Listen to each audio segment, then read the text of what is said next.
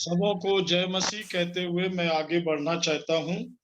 हमारे पास जो भी समय है बहुत ही कीमती है, बहुमूल्य है कि हम इन गवाहियों के साथ और वचन के साथ लगातार बढ़ते चले।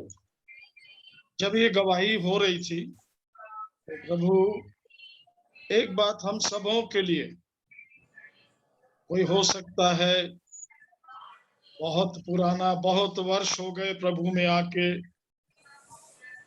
कोई अभी चंद दिनों उनको प्रभु में आकर के हुआ। हमारे पास, हर किसी के पास एक ही गवाही हो, एक ही बात हो, और वर्तमान में जिस बात की आवश्यकता है, जिसको शैतान पूरे संसार में, पूरे जीवन में बुद्धि को अंधेरी करके अज्ञानता में रखकर इफिसियों 4 के अनुसार कठोर बना के लोगों को शून्य कर दिया कि लुचपन में लगे रहें। और वो लुचपन सबसे बड़ा जो है, जिसे हम सबको सीखना है, जानना है, और किसी की न मेरे पास इसकी निश्चयता होना चाहिए कि मैं स्वर्गीय हूं। एक बात ध्यान रखेंगे, परमेश्वर के वचन में सारी बातें दी गई हैं। इसलिए बहुत धन्यवाद देते हुए, प्रभु के नाम की महिमा करते हुए, वचनों की उन बातों को हमारे जीवन में काम करने दें जो परमेश्वर का वचन कहता है। क्योंकि बीते दिनों मैंने इसको फेसबुक में डाला था, कलीसिया किसको कहते हैं। कलीसिया शब्द का मतलब ही है जो परमेश्वर की स्वर्गीय योजना में है, जो स्वर्गीय है, और स्वर्गीय काम को करने के लिए परमेश्वर ने स्वर्गीय लोगों को नियुक्त किया है। इसको ध्यान रखेंगे। वहां पर मिट्टी के आदम का कोई काम नहीं है। परमेश्वर की बात को वो समझ ही नहीं पाएगा तो करेगा क्या। इसलिए प्रियो, जब आप स्वर्गीय आदम में आते हैं, मिट्टी के आदम से आप पूरी रीति से निकलते हैं। ये दो प्रतिक्रिया है जिसको बहुत अच्छे से समझना है। और मैं प्रतिदिन कोशिश ये करूंगा कि इसी बात को आपके सामने रखूं कि आपके पास आपके बचाए जाने की निश्चयता के साथ साथ, पापों की क्षमा की निश्चयता के साथ साथ, आपके पास ये निश्चयता हो कि मैं प्रभु यीशु मसीह के द्वारा स्वर्गीय हूं। इसे ध्यान रखेंगे और एक एक बात को वचन के द्वारा हमारे जीवन में आने देंगे। क्योंकि इसमें दो बात है जिसको ध्यान रखना है, दो बात। बाकी उन दो बातों के अंदर सारी बातें आती हैं। पहली बात, याकूब 1:14 के अनुसार प्रत्येक व्यक्ति अपने पापों में, अपनी अभिलाषा में फंसा हुआ है। प्रत्येक व्यक्ति को उसके पापों की क्षमा की निश्चयता चाहिए। हमारे पाप प्रभु ने क्षमा किया नहीं, फिर आपको आगे कुछ नहीं मिलेगा। यदि आप एक गलत कदम उठाए, आप पूरा गलत रास्ते पर चले जाएंगे। क्योंकि 100% संसार में शैतान का राज्य है। इसको ध्यान रखेंगे।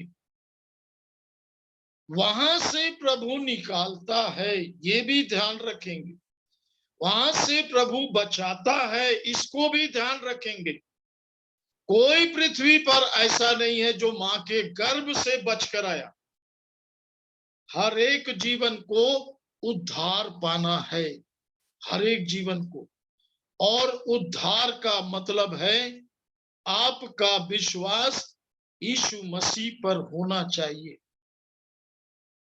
उद्धार का मतलब है परमेश्वर का वचन सुसमाचार के रूप में जब आपके पास पहुंचेगा और ये वचन जब आपसे बात करेगा, तो ये वचन आपके जीवन में अविनाशी वचन के रूप में काम करेगा। इस पूरे मृत्यु लोक में जहां पर मृत्यु राज्य कर रही है, पाप के राज्य के कारण, वहां पर यदि सबसे पहले कोई पहुंचता है, वो है परमेश्वर का वचन। और परमेश्वर का वचन किस रीति से आता है? रोमियो 1 अध्याय, रोमियो की पुस्तक 1 अध्याय 15, 16, 17 वचन पढ़ेंगे। रोमियो 1 अध्याय 15, 16, 17 वचन।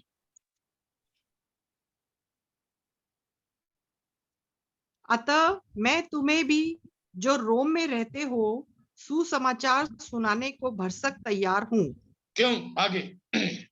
क्योंकि मैं सुसमाचार से नहीं लजाता, इसलिए कि वह हर एक विश्वास करने वाले के लिए, पहले तो यहूदी फिर यूनानी के लिए, उद्धार के निमित्त परमेश्वर की सामर्थ है। ये परमेश्वर की सामर्थ है, पावर ऑफ गॉड। ये काम नहीं किया तो फिर धर्म से हम बाहर नहीं आए हैं। हमें एक एक बात को जो वचन में है उसके सामने कोई मनुष्य नहीं है। वचन मतलब वचन, वचन के अनुसार मेरा जीवन होना चाहिए। उसके बाद प्रेरित भविष्यवक्ता इफिसियों 4 के अनुसार सुसमाचार सुनाने वाले, रखवाले, उपदेशक, ये वो सेवा के लिए परमेश्वर का वचन नियुक्त करता है।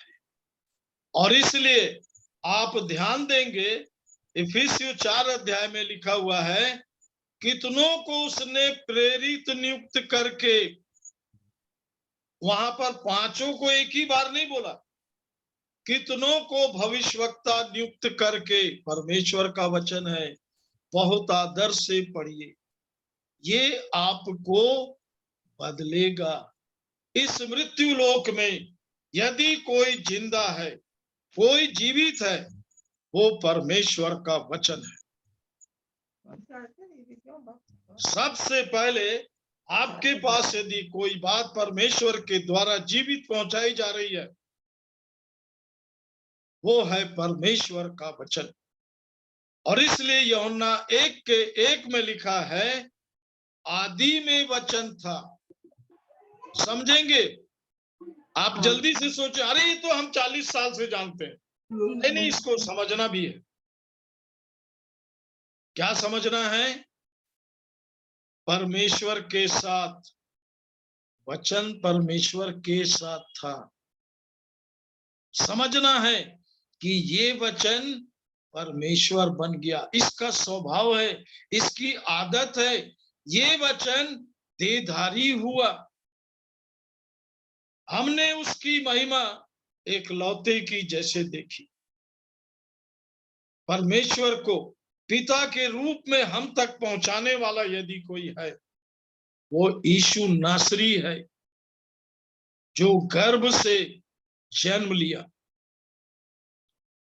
इसमें चूक नहीं होना है प्रियो। सब एक ही बात पर जब चलेंगे तो सबको वो आशीष मिलेगी जो स्वर्ग से सबके लिए परमेश्वर नियुक्त कर रहा है। और दूसरी बड़ी आशीष वो इफिसियों 4 अध्याय में ही दिया है। दूसरी बड़ी आशीष इफिसियों 4 अध्याय में दिया है।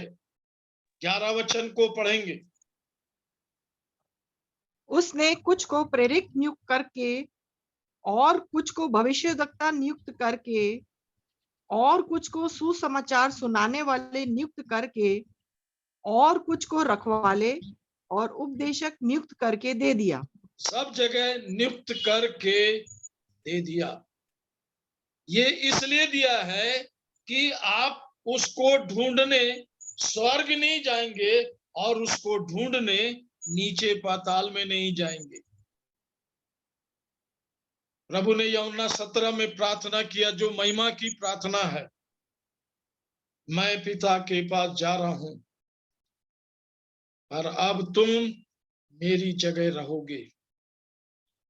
प्रभु एक के बाद एक नियुक्त करता है, आपको नियुक्त करेगा। स्वर्गीय काम है, उद्धार की योजना। परमेश्वर चाहता है कि हर एक व्यक्ति का उद्धार हो, हर एक व्यक्ति सत्य को जाने, उसे मालूम हो कि सत्य क्या है। अब वो आपको धीरे धीरे आगे लेके चल रहा है। आगे क्या है, 12 वचन भी पढ़ेंगे। जिससे पवित्र लोग सिद्ध हो जाएं। ध्यान रखेंगे, पवित्र लोग सिद्ध हो जाए। ये परमेश्वर का स्वर्गीय प्रबंध है। पृथ्वी पर जिस काम को परमेश्वर कर रहा है, हमने उसे पहले दिन देखा था।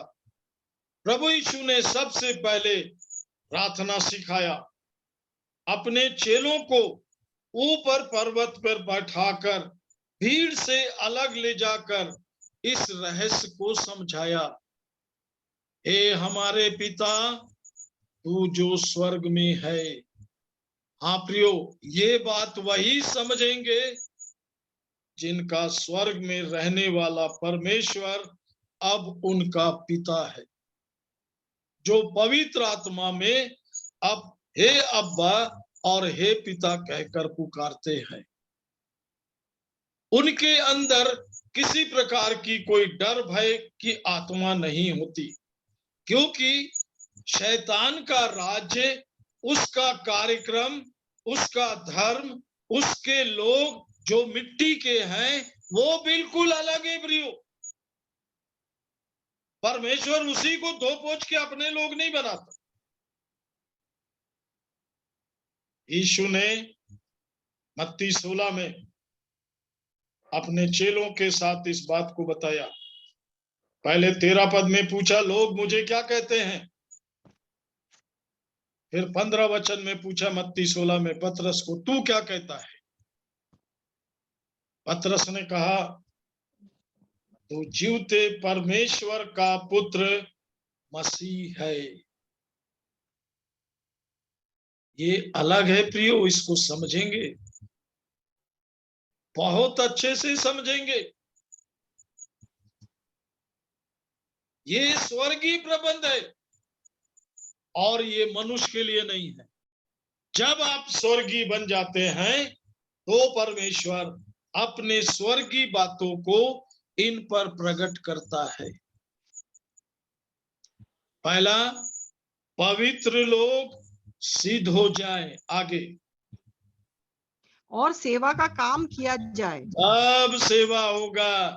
बहुत लोग प्रियो आज बचाए और सेवा में दौड़ते हैं, वो सब बहुत अच्छा, वो सेवा नहीं है, वो गवाही है।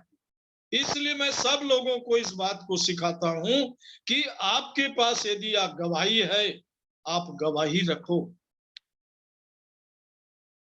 हर किसी को बोलने का मौका है, ताकि वो बोलना सीखे, वचन को प्रचार करना सीखे। उसको सीखना है। ये परमेश्वर का वचन है, मनुष्य का नहीं है, और ना मनुष्य के जैसे दिया गया। प्रभु मनुष्य को अपनी कोई बात नहीं बताता, यही 3 का 5 भी पढ़ दीजिए, फिर आएंगे यहाँ पर। 3 का 5 भी पढ़ दीजिए। जो अन्य समयों में मनुष्यों की संतानों को ऐसा नहीं बताया गया था। हाँ, परमेश्वर का वचन कुछ बोल रहा है, बात कर रहा है। मनुष्य के संतानों को ये सब बात बताने से उसको समझ में ही नहीं आएगी। और इसलिए प्रियो, ये धर्म का काम नहीं है, और मैं धर्म गुरु भी नहीं हूं, मैं अध्यात्म गुरु हूं। अनंत की बात को लेके आया हूं। मुझे एक व्यक्ति को यीशु से मुलाकात करवाना है, और यीशु से मिलने का मतलब है वो आपके लिए स्वर्गीय जीवन लाया। यीशु ने कहा, मैं अपनी कलीसिया बनाऊंगा। नहीं नहीं मेरे भाइयों, ये इसको मिट्टी नहीं बना सकता। ये मिट्टी का कार्यक्रम ही नहीं है, ये मिट्टी का काम नहीं है। मैं पत्थर पर अपनी कलीसिया बनाऊंगा और स्वर्ग राज्य की कुंजी उसे दूंगा। ये तो विषय चलेगा प्रियो, चलते रहेगा। आपके अंदर भी इस बात की मैं बोलकर निश्चयता होना है कि प्रभु ने मुझे मिट्टी के आदम से, मृत्यु से, पाप से, नरक से, शैतान से छुड़ाया है। नहीं तो यीशु का ना बेकार हो जाएगा, ध्यान रखेंगे। यीशु का आना बेकार हो जाएगा। मैं 40 साल से यही काम कर रहा हूं प्रियो। मैं यीशु के साथ किसी चीज को मिलने नहीं देता, खासकर जी उठे हुए मसीह के साथ।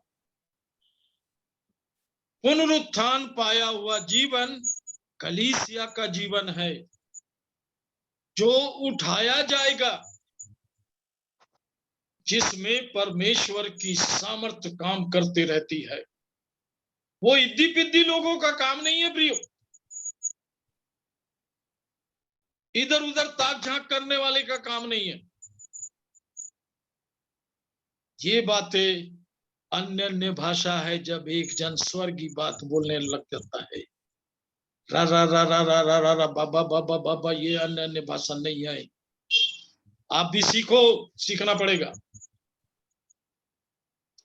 मैं जब बोलता हूं तो वही समझेगा जो परमेश्वर के परिवार में पैदा हुआ। जो वहां पैदा नहीं हुआ वो नहीं समझेगा इसको। क्या बोले करता रहेगा वो।